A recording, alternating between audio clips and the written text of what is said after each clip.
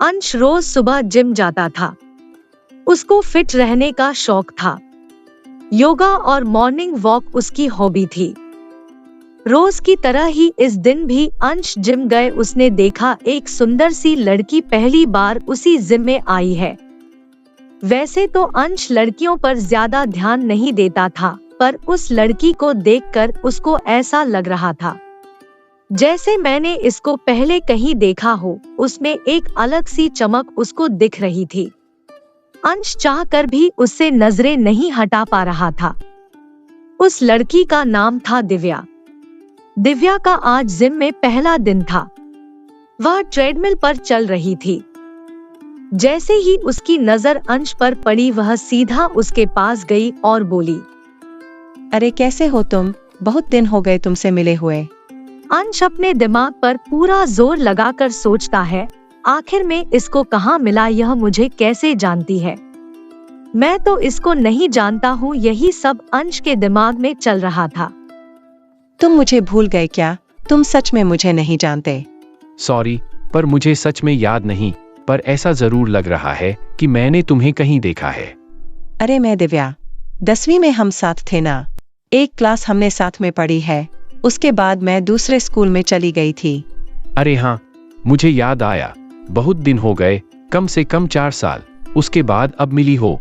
और क्या चल रहा है?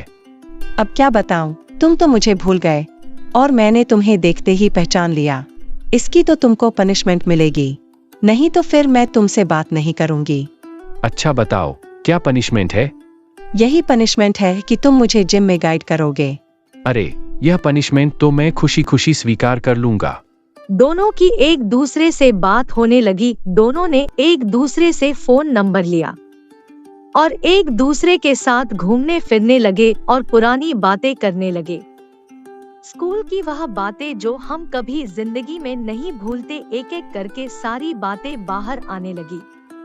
उनके जीवन का वह हिस्सा जो पहले कभी उन लोगों ने एक दूसरे से कभी नहीं कहा था। दोनों यह जानकर बड़े आश्चर्यचकित थे कि क्लास में इतनी कम बात होने के बाद भी दोनों को एक दूसरों के बारे में सब कुछ पता था। ऐसा लग रहा था जैसे दो बिछड़े प्रेमी बड़े सालों बाद मिले हैं।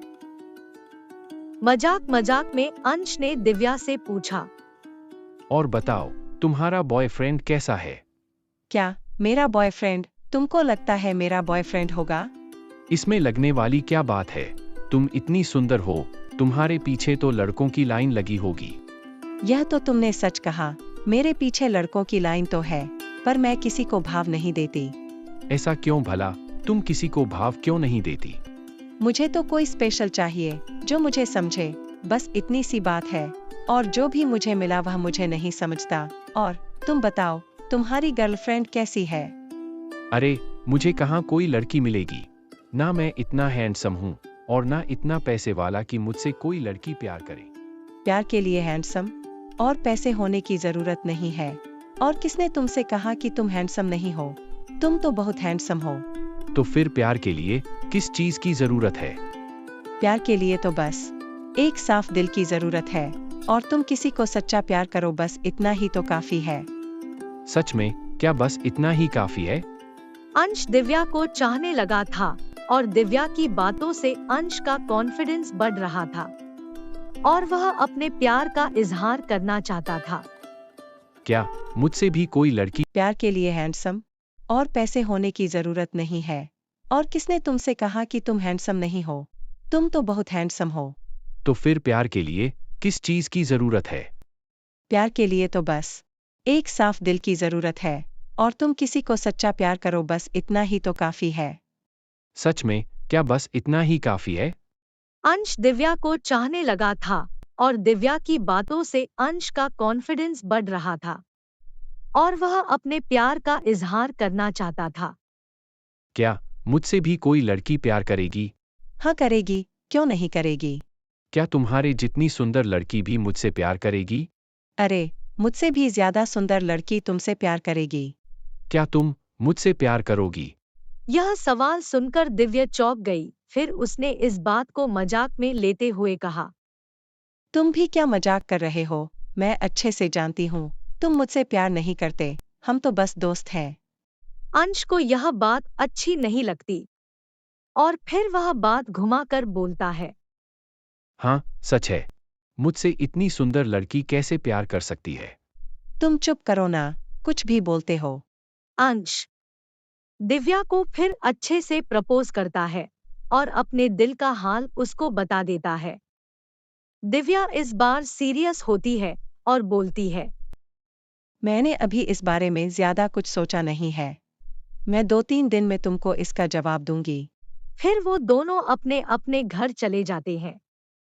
अंश के लिए समय जैसे रुक जाता है। उसकी जिंदगी में एक एक मिनट भी ऐसे गुजरता है जैसे कुछ साल गुजर रहे हो। अंश सोचता है कि पता नहीं 3 दिन कैसे निकलेंगे। अंश दिन रात एक ही बात सोचता रहता है। अगर वह मना कर देगी तो, अगर वह हाँ बोल देगी तो, बस यही सोचता रहता है। ना उसका किसी काम में मन लगता है और ना वह कुछ कर पाता है। बड़ी मुश्किल से 3 दिन निकल जाते हैं। दिव्या और अंश फिर मिलते हैं। मैं तुमको इसका जवाब बाद में दूंगी। पहले मैं एक टेस्ट लेना चाहती हूँ, क्योंकि आजकल सच्चा प्यार कोई किसी से नहीं करता।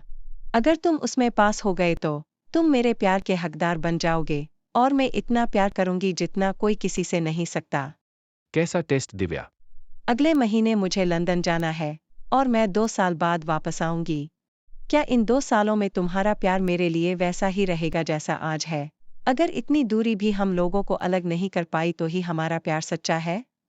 अंश के पास और कोई चारा नहीं रहता, क्योंकि अगर दिव्या अपने प्यार का इजहार भी कर देती है तो अगले महीने तो उसको जाना ही है।